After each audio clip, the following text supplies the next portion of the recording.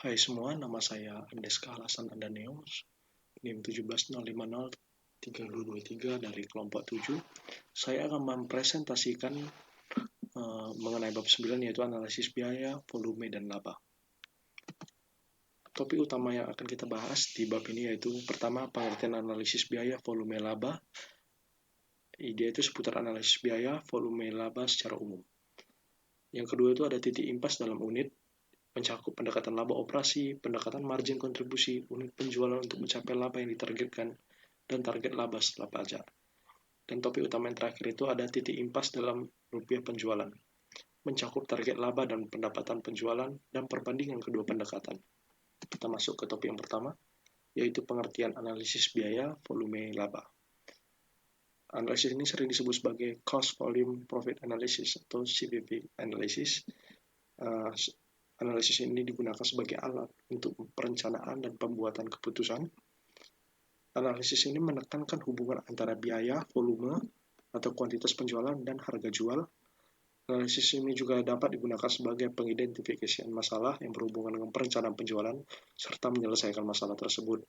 Lalu ia dapat merencanakan jumlah unit produk yang seharusnya dijual agar mencapai titik impas atau yang sering disebut break-even point, dan memperhitungkan dampak penurunan biaya tetap terhadap titik impas dan perhitungan dampak kenaikan harga jual terhadap laba. Oke, kita masuk ke tahap yang kedua. Kita masuk ke materi yang kedua, yaitu ada titik impas dalam unit. Ada 4 subbab yang kita bahas dalam titik impas dalam unit ini. Yang pertama itu ada pendekatan laba operasi. Yang kedua itu ada pendekatan margin kontribusi. Yang ketiga ada unit penjualan untuk mencapai laba yang ditargetkan dan target laba setelah penjualan. Titik impas itu sendiri keadaan yang menunjukkan bahwa jumlah pendapatan yang diterima perusahaan sama dengan jumlah biaya yang dikeluarkan perusahaan atau biaya total. Artinya pendapatan total sama dengan biaya total. Kita masuk ke subbab yang pertama yaitu pendekatan laba operasi. Pendekatan laba rugi atau laba operasi ini disusun dengan pendekatan variable costing, dapat berguna untuk mengorganisasi biaya perusahaan ke dalam kelompok biaya tetap dan biaya variabel yang dinyatakan dalam bentuk persamaan atau rumus berikut. Laba operasi itu sama dengan pendapatan penjualan dikurang biaya variabel dikurangi lagi dengan biaya tetap. Sehingga laba operasi itu hanya meliputi pendapatan dan biaya yang berasal dari aktivitas operasi normal perusahaan.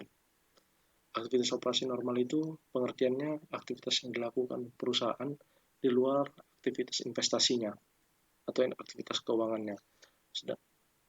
Laba operasinya itu lebih berkembang lagi rumusnya, yaitu laba operasi sama dengan dalam kurung harga jual per unit kali jumlah unit penjualan dikurang dalam kurung biaya variabel per unit kali jumlah unit penjualan tutup kurung dikurang lagi dengan biaya tetap total.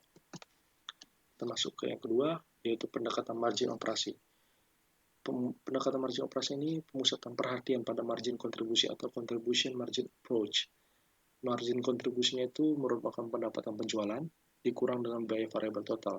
Rumusnya itu untuk jumlah unitnya sama dengan biaya tetap total dibagi dengan harga jual per unit dikurang biaya variabel per unit. Dan rumus satu lagi yaitu jumlah unit sama dengan biaya tetap total dibagi margin kontribusi per unit. Margin kontribusi per unit itu dapat dihitung dengan dua cara juga. Yang pertama itu membagi margin kontribusi total dengan jumlah unit yang dijual dan mengurangi harga jual per unit. Hasil yang akan diperoleh itu sama dengan perhitungan menggunakan laporan laba rugi yang sudah kita jelaskan sebelumnya.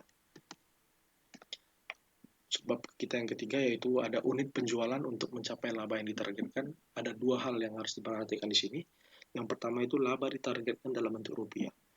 Jika menggunakan margin kontribusi, perhitungan jumlah unitnya itu harus dijual untuk mencapai laba yang ditargetkan. Dengan sederhana dapat dilakukan dengan menambahkan laba yang ditargetkan pada biaya tetap. Titik impas juga dapat digunakan untuk mengecek jumlah unit. Jadi bisa ada dua pendekatan gitu.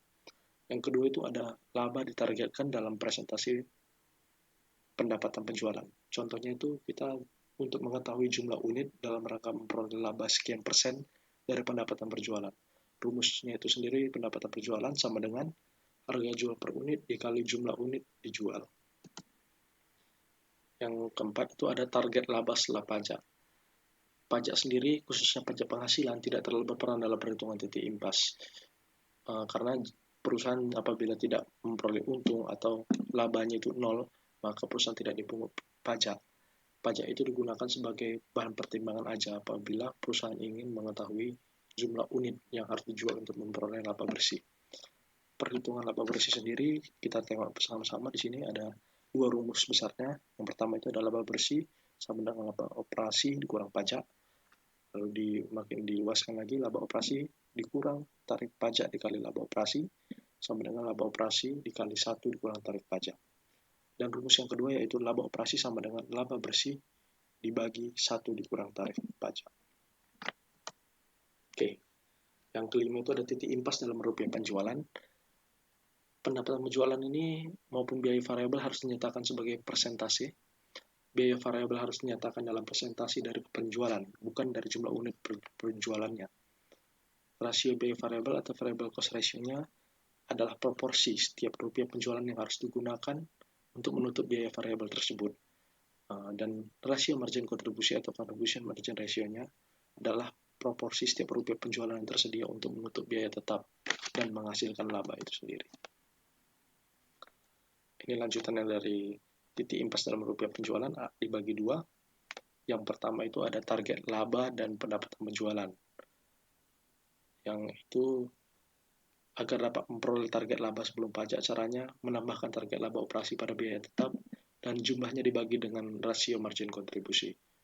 Rasio margin kontribusi itu dapat digunakan untuk menghitung dampak perubahan pendapatan penjualan terhadap labanya.